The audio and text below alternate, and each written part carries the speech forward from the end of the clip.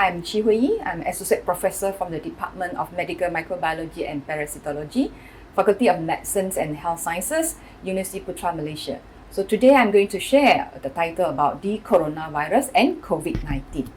So now, what is coronavirus?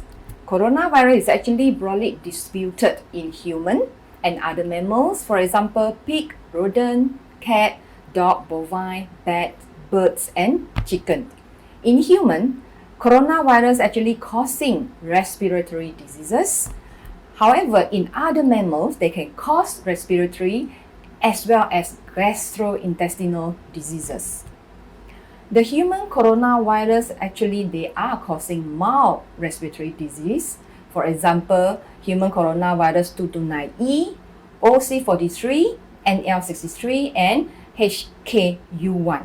These are the coronavirus that causing mild respiratory diseases and actually are causing upper respiratory diseases.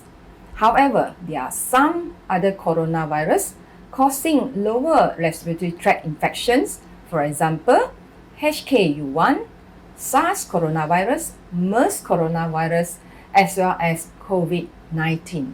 So these features shows that coronavirus is actually surrounded by an envelope protein, and they have 4 different types of structural proteins, which is E, envelope, M, membrane, S, spike, and N, nucleocapsid.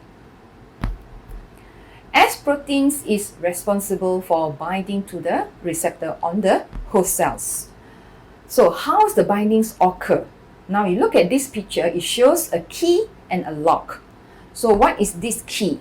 Key is actually a S protein on the virus, and the lock is a receptor on the cells.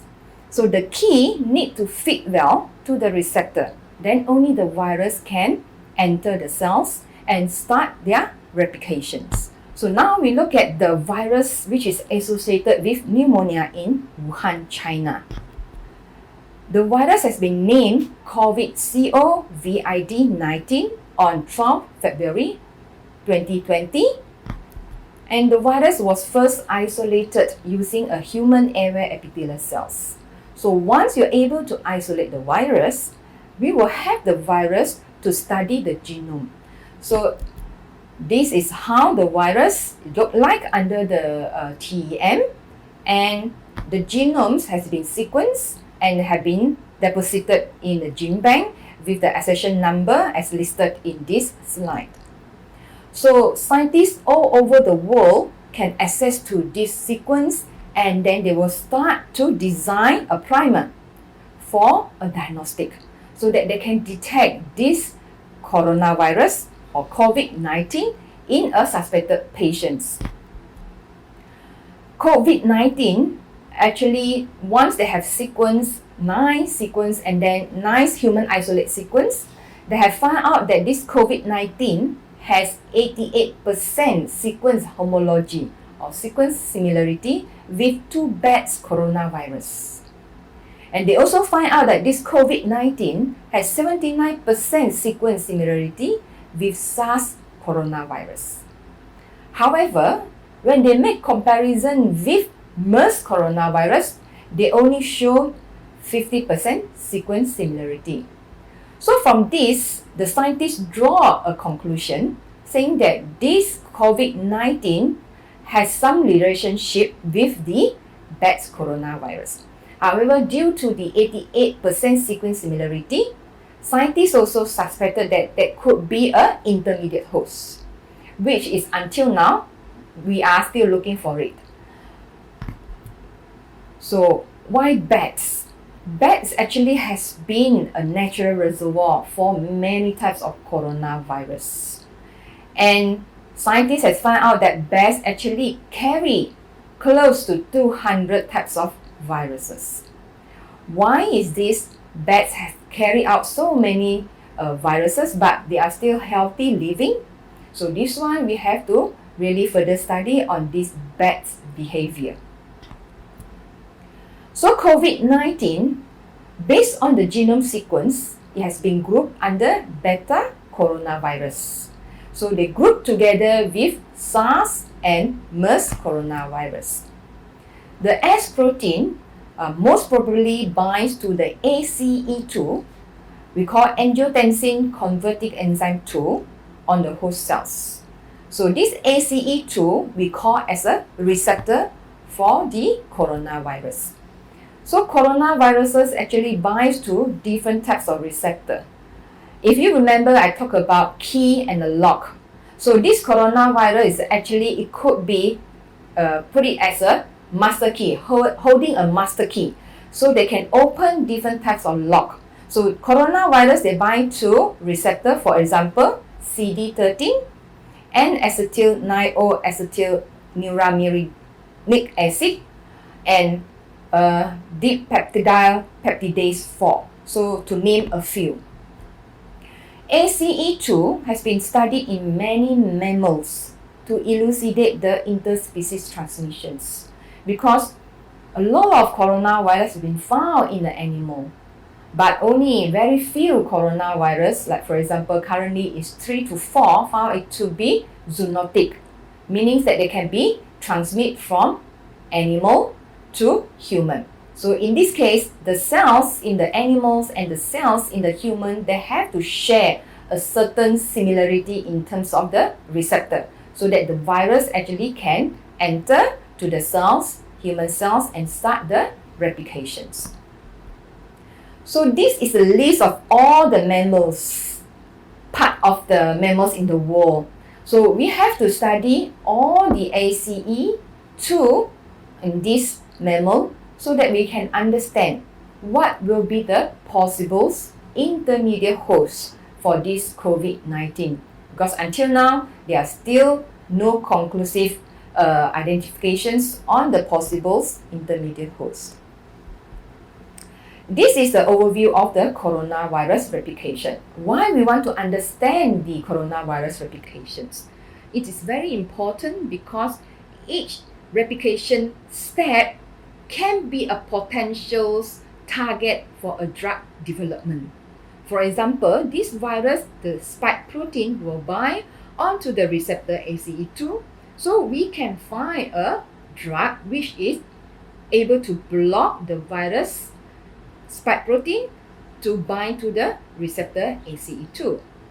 When the virus enters to the cells, they will start to replicate. Before they can replicate, they have to do a fusion. So we can find a drug that can prevent the membrane fusions. Once you prevent the membrane fusions of the virus to the cells, then you can stop the virus infections. If we are unable to find any drug to block the membrane fusion, we can look into the RNA replications, which they need to use the enzyme we call RNA-dependent RNA polymerase.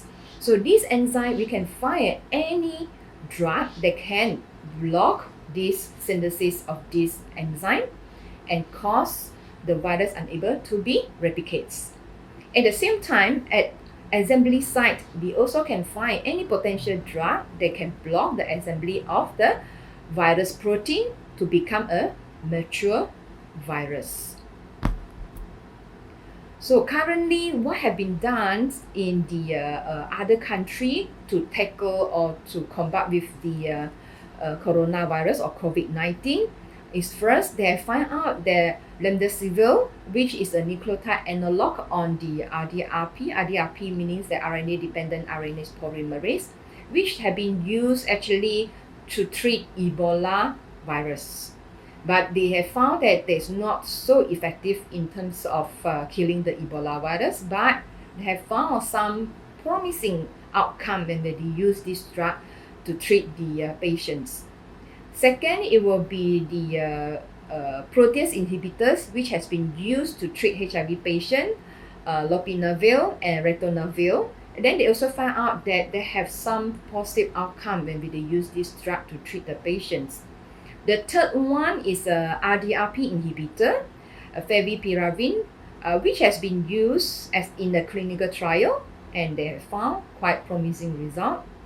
The fourth one is chloroquine, which is has been used for anti-malaria, and they found out initially they have some antiviral effect on SARS. So they are also putting this drug onto the clinical trial. And the fifth one is Abidol. Abidol has been used in China and Russia to treat influenza infections. So they are doing the clinical trial as well. So looking at the developments of this drug, I think we have a very strong evidence that we will be able to kill the virus and cure the patients. At the same time, there is a vaccine development under the Moderna therapeutic with US National Institute of Allergy and Infectious Diseases. So you can get all these informations under the link below. Currently, there is 81 applications for the clinical trial reported for this COVID-19. So why we want to understand the structure of the virus? It's very important for us to do the preventions and treatment, especially this COVID-19 is an enveloped RNA virus, which you can easily use a detergent to actually kill the virus.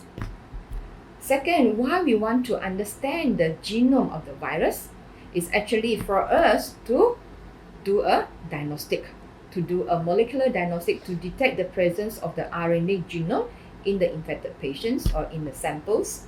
The third, why we want to understand the replication cycle of this virus is for us to do the drug discovery, because this is very important.